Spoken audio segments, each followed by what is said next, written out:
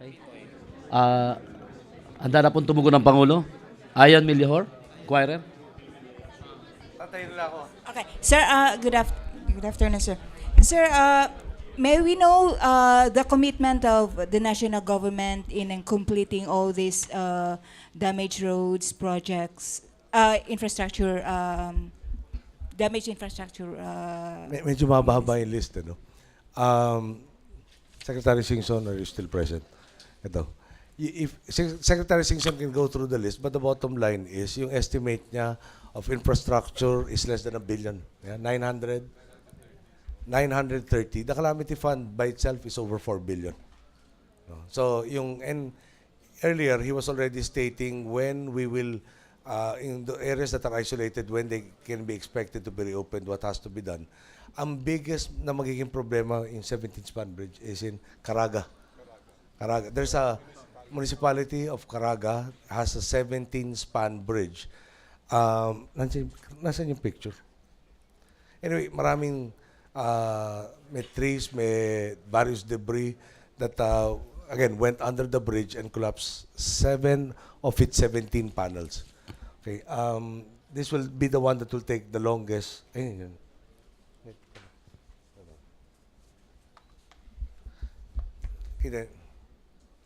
Nakikita ba niyo?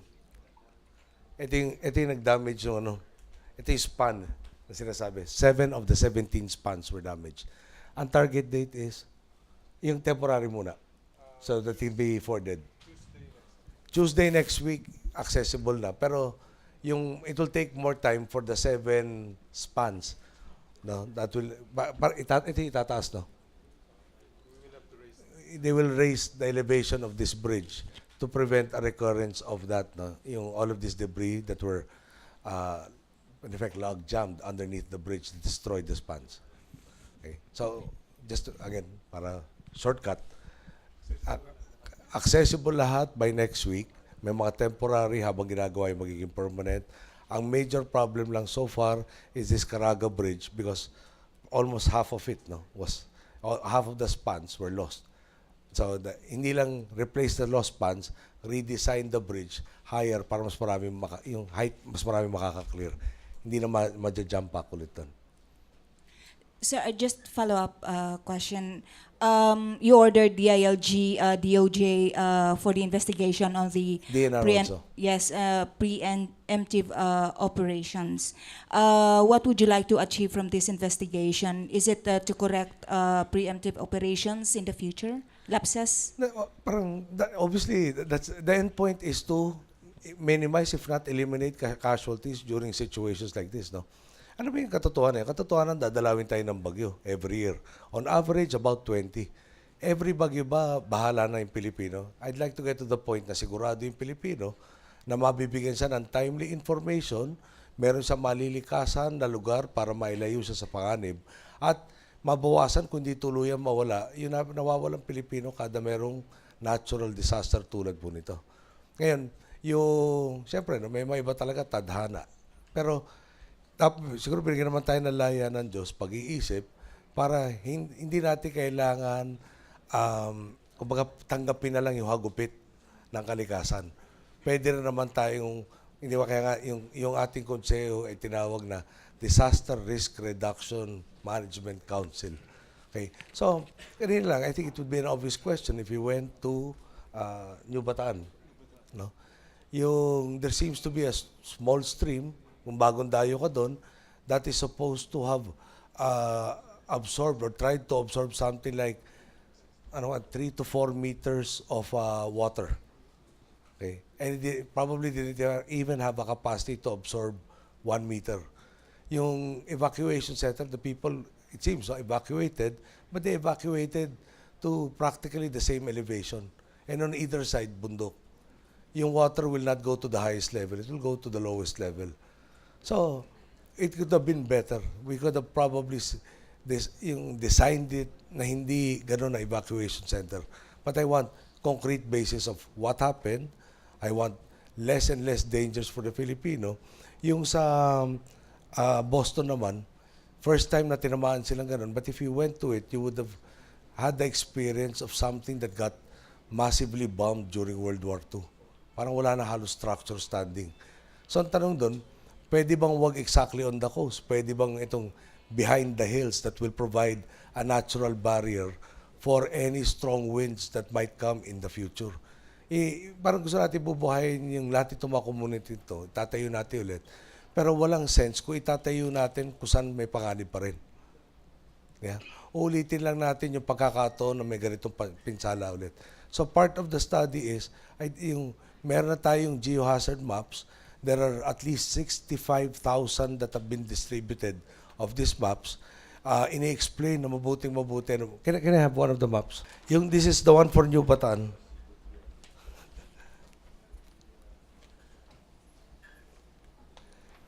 Yung legend kasi, this is high susceptibility to flooding. This is, in red is mountainous terrain na high susceptibility naman to landslide. So, kung baga ito flatlands, no?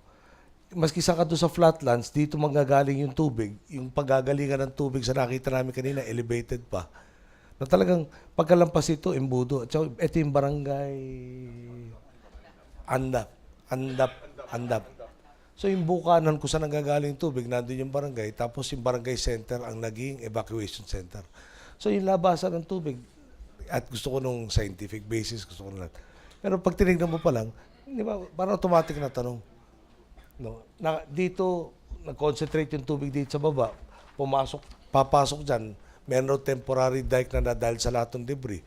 Pag nag-breach, yung temporary dike na yan, hindi ginawa ng tao, no? Saan pupunta yung tubig?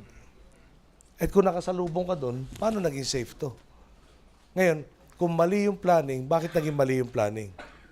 No? May nagkulang ba dito? Pwede ba natin mas husayin pa yung proseso na maintindihan yung mga mapang katulad nito, yung impormasyon, i-correlate doon sa sinasabi ng pag-asa na amount of rainfall. Parang habulin mo na lahat tataas yung expertise. Na may information ka, tama yung pagkilos mo, tsaka yung facilities, equipment na kailangan mo para kumilos doon sa impormasyon, lahat nandyan nakalaan na. Sir, just one last from me. From the inspection today and the briefing, the reports, are you satisfied with the search and rescue relief operations of the government agencies and LGUs? One more time. I'm satisfied with search and rescue. Sana nandito kayo kanina kasi mahaba-haba yung diskusyon namin doon. I want a more centralized effort. No? Para bang we are relying primarily sa ngayon doon sa mga may magre-report na nawawala yung kamag-anak ko. Ngayon, paano natin tutugunan yung mga talaga isolated community na wala makapag-report na kailangan nila ng tulong.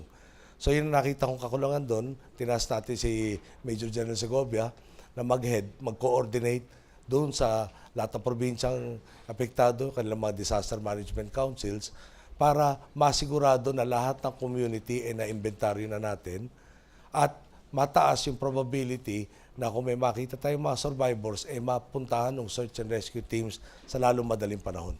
Habang tumatagal na wala kang bubong, exposed ka sa elements, hindi ka kumakain, baka walang tubig, tumataas yung potential na magkakasakit ka highly opportunistic diseases na sinasabi ni Secretary Ona. Okay, so, yung anything made by man will always be imperfect. But it shouldn't stop us from trying to achieve perfection. Okay? So, dito, we have deployed roughly about half of the helicopter assets of the Air Force to this operation. By tomorrow, we are expecting a water purification system, 2 water purification systems, one from Manila Water, the other from Jusmag, by about 5 plus in the morning. Yung first one from MMDA is already being deployed to New Bataan to address yung shortage of water.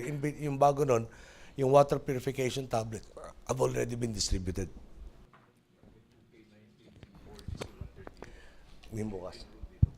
Yung may K9 teams also to assist in the search, arriving tomorrow. Today, sorry. Yung pag-deploy nito search and rescue teams, may repositioning ng forces natin within Mindanao, primarily to really concentrate on finding, hopefully, the survivors. The number for missing is still very high, and we're not even sure that that is the complete number because nobody has told me today that we have managed to touch base with all of the potentially affected communities. Okay. Paolo Nota, TV5 Davao. Paolo Nata from TV5. Mr. President, well, for everyone's information, are we declaring a state of a national calamity or national That is the emergency? recommendation by the NR and the RRMC, and I think that's the last procedural step before I can make the pronouncement. No? So as of now, why are we not declaring it? Meron formality to sign the document. The document is not with me. No, they have told me this afternoon that they are recommending it already, which is a necessary step.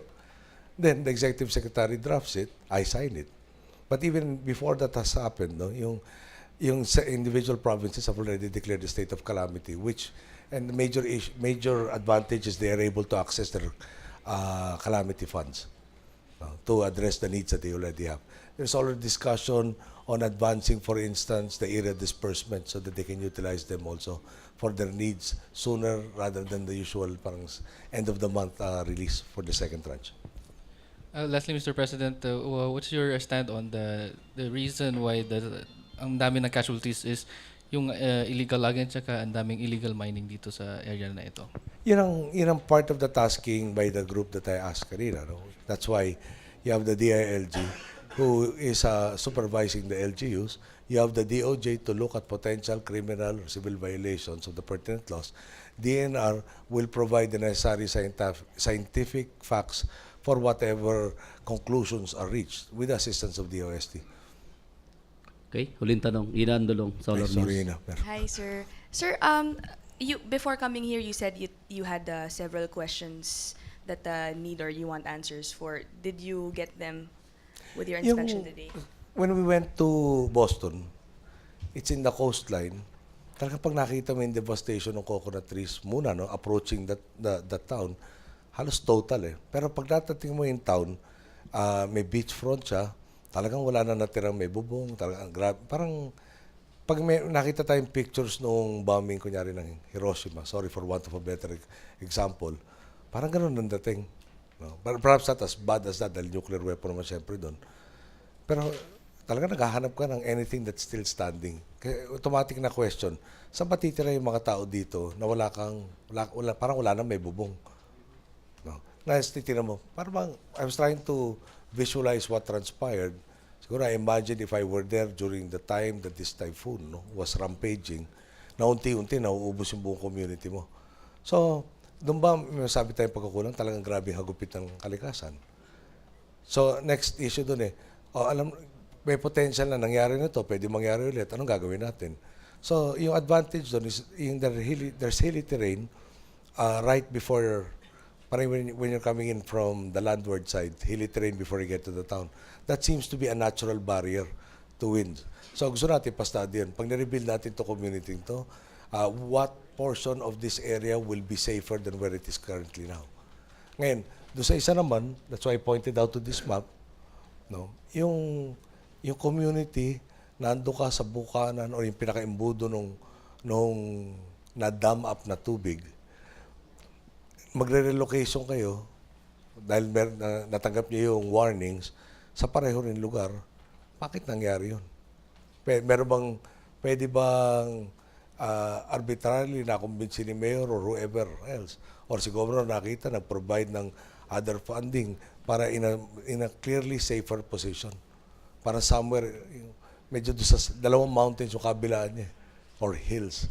That would have been better rather than being, in effect, on what seemed to be on the level of the riverbed.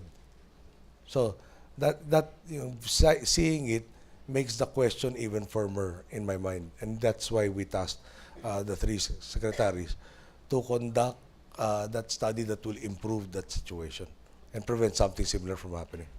Sir, yung changes po dun sa crisis manual, how soon do you want it? Well, kung pwede tomorrow. No? Pero you need the basis. Can you just heighten, no? Look at Cagayan de Oro. What transpired with Sendong? What transpired in Cagayan de Oro with Pablo? Yeah? Zero in Cagayan de Oro. It can be done. But there really has to be a commitment. Parang, I won't prejudge anybody, no?